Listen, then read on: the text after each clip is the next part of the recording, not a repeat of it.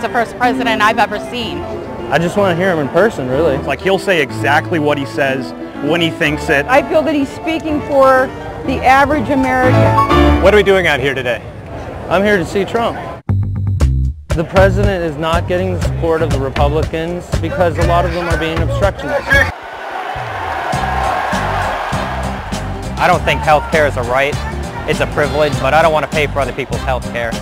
I think Congress needs a better plan. I don't think it's going to get passed. To be quite honest with you, I don't really care because he's doing what I wanted him to do.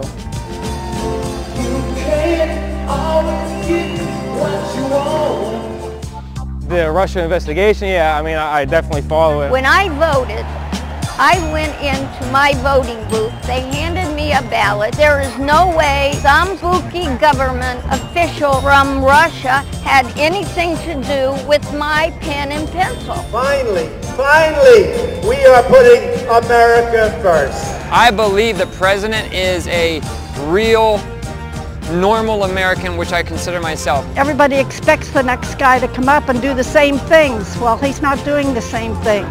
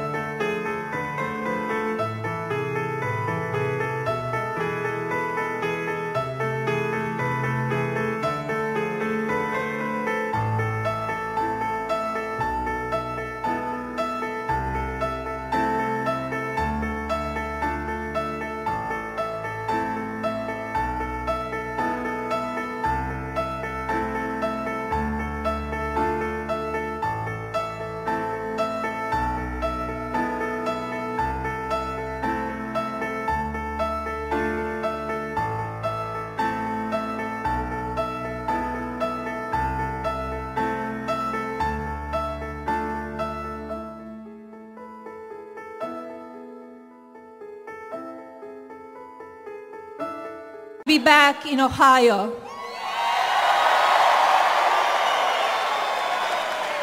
This state means so much to us. We have been here many times, and my husband and I are always overwhelmed by the incredible people.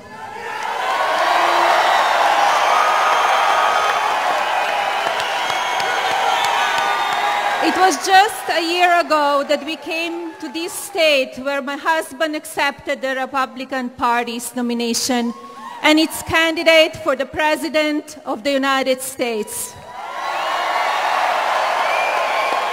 What a year it has been.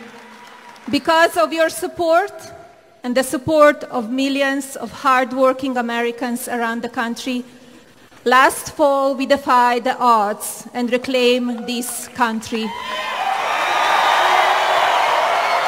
You voted for a man who has pledged to renew the American dream.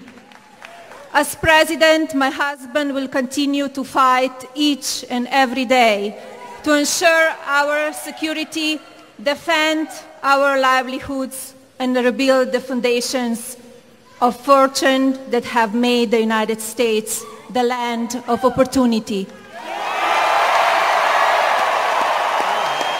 Washington has fought him every step of the way, but I know my husband and he will never give up. What it comes to the country and to the people he loves, you can always count on him. And I know you will always support him and always stand with him. So please stand with me now and welcome my husband, President Donald Trump.